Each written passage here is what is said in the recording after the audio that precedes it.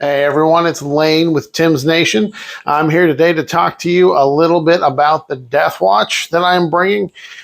I know, DeathWatch has gotten bad news, and that they may not exist for much longer, but I promise to ride DeathWatch until the wheels come off. I'm going to go down with the ship.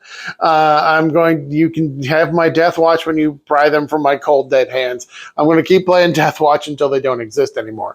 I have two GTs coming up this month in August, one on the 10th, one on the 17th. I'm pretty safe. I feel pretty safe about the one on the 10th because we haven't even had a pre-release, pre-order announced yet for the Imperial Agents Codex. So I feel pretty safe on that one. I'm going to take DeathWatch on the 10th. If they give me another couple of weeks here, I'll take it on the 17th as well. Finish strong, finish big, try to finish strong, see how well we do. But yeah, I'm gonna keep playing these DeathWatch until they tell me I can't. So bringing DeathWatch today. I tweaked a few things. We do have the Stern Guard in here to kick out those devastating wounds when we pop the Tome of Ectoclave, but I had two squads of them, not doing the three. I found that sometimes based on terrain and where my opponent puts the models, I don't have enough room to deep strike in three squads of Stern Guard and the Eradicators and Uppy Downy the Dev Sense. So I cut back on those, and I'm taking some close combat units.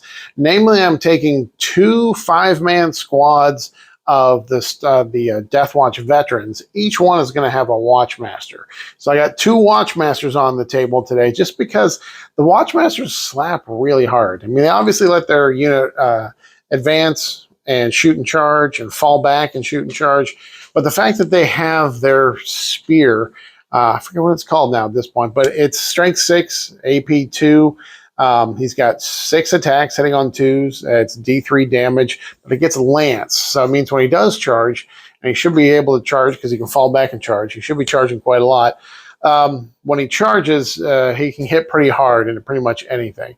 One of those Watchmasters is going to have the Thief of Secrets, the enhancement that gives him +1 strength, +1 AP, and +1 damage, which means he can really hit pretty hard.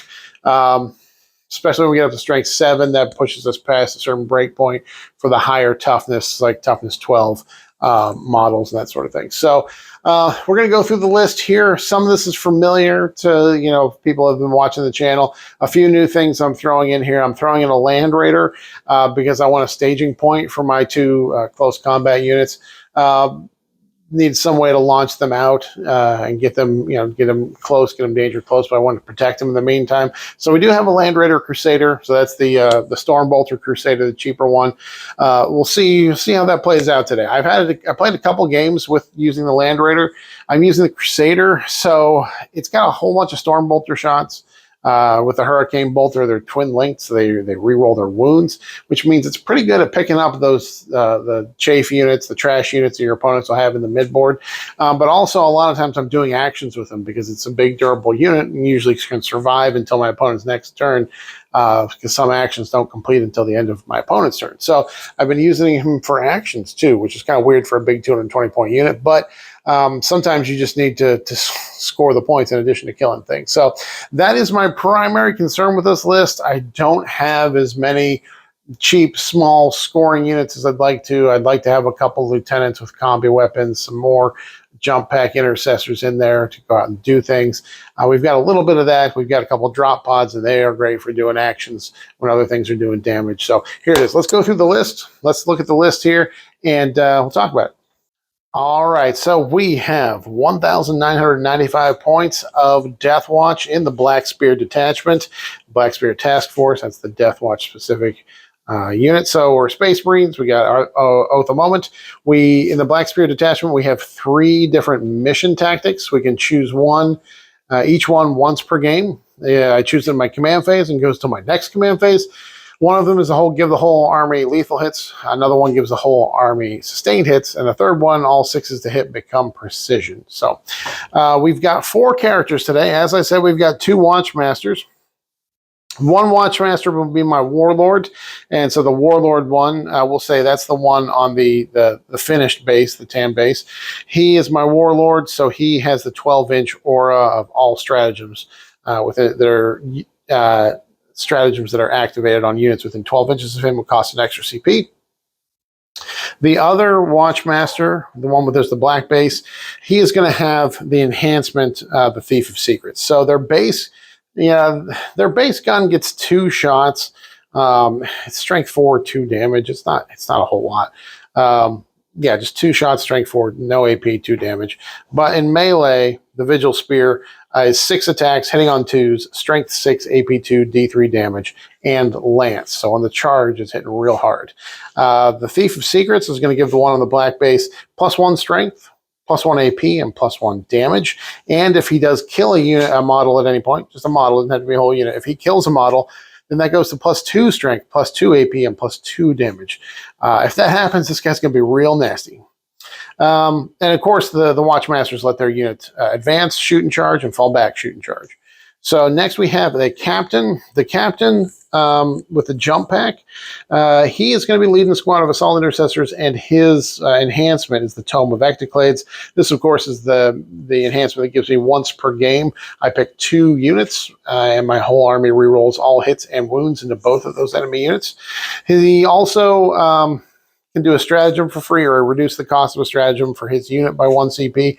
I find a lot of times with the jump intercessors, we are using that to throw grenades, just because they have the ability to get close. They can do some mortals with a grenade throw, do a little bit of shooting, charge in, do mortals, and fight. That means they actually are pretty strong for the size of their unit. Next, we have 1 Apothecary Biologist. The Apothecary Biologist, as I almost always do, is taking the Beacon Angelus enhancement that gives his unit both Deep Strike and the ability to rapid ingress for free. This unit, he's going to be joining the Eradicators.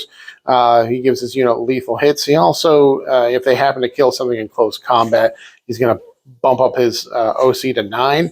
That doesn't happen very often with Eradicators, but occasionally they can pick up finish off a little unit of a couple infantry or something. We'll see. We'll see if that happens today. I'm not counting on it, but it does happen on occasion. Moving on, we have 2 5-man. 2 5-mans of the DeathWatch veterans. These are battle line units, so if the mission has any battle line rules, or maybe a secret mission has battle line requirements, we have 2 battle line units here. So the DeathWatch veterans, they are special rules. They reroll 1s to hit, and if I'm going against something that is not Imperial or not Chaos, they reroll the entire hit roll. This is important because a lot of their weapons hit on 4s, so getting those rerolls is really necessary. These units, for 100 points for 5 guys, they can slap pretty hard. Each 5-man can take 2 heavy weapons, so I'm taking 2 frag cannons for each of them. These things are strength 7, AP 1, 2 damage, D3 shots, blast, and rapid fire D3. 18-inch range, so that means when I get within 9 inches, they're getting 2 D3 shots apiece. We've got 2 DeathWatch Thunderhammers. These are the heavy 2-handed Thunderhammers. 3 attacks, but they do hit on 4s. Strength 10, AP 2, 3 damage, devastating wounds. 2 of those guys. And then the sergeants, these are the only things in the army that are not actually WYSIWYG. The sergeant in each of these squads is going to have a Xenophase blade and a storm shield for that invuln. So maybe he can take a wound or 2 before that goes to the rest of the guys. Next, we do have 2 10-mans of the Stern Guard veterans. These Stern Guard have the Stern Guard bolters. That means each of their bolters is 2 shots, but rapid fire 1, strength 4, AP 1, 1 damage, but they have devastating wounds, and each squad has 2 heavy bolters.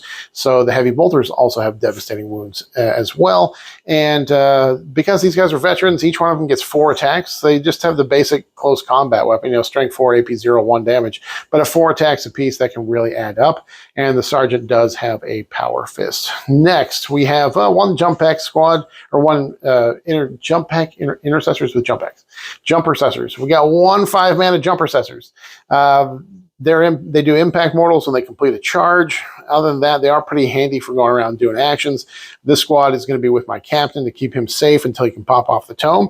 And then they're going to go forward and try to do a little bit of damage. Next, we have a 6-man of Eradicators. As I mentioned, the Eradicators will be going with the Apothecary Biologist, so they will be able to Deep Strike and Rapid Ingress for free due to the enhancement.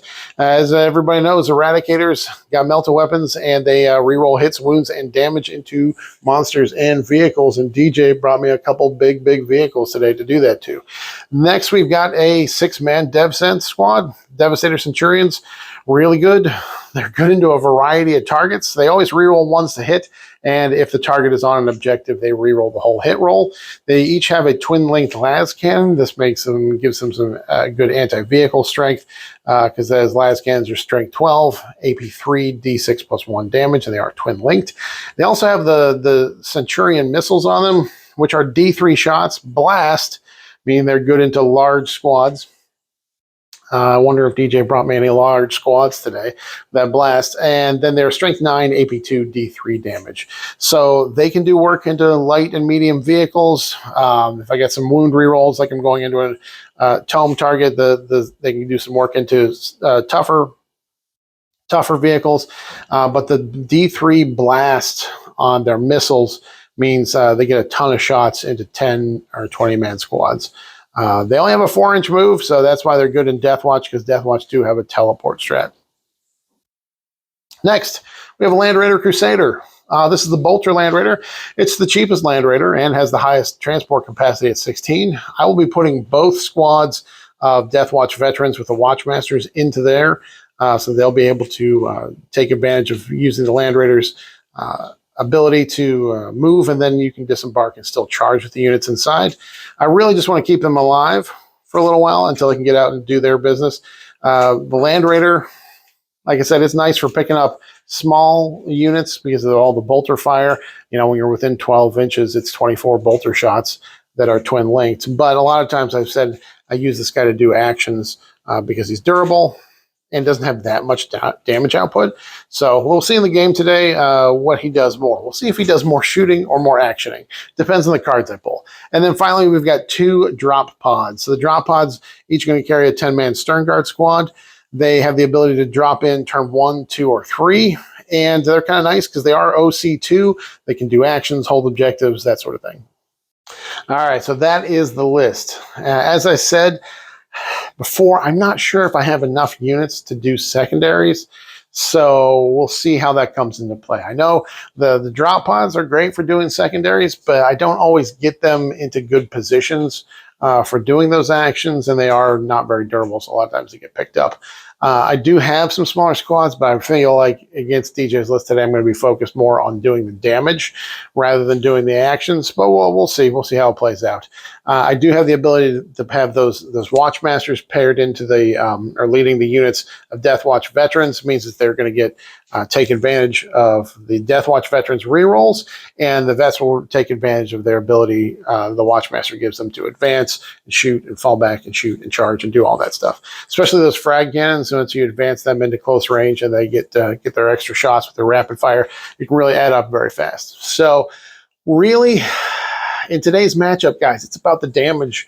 If I don't, destroy enough units fast enough, it's not going to really matter how many secondaries I do because we're going to get wrecked. So we're just hoping we have enough damage output, hoping I roll a lot of 6s on my Devastating Wound Tome of Ectoclade's turn. But follow me over to the battle report and we'll see. We'll see what happens.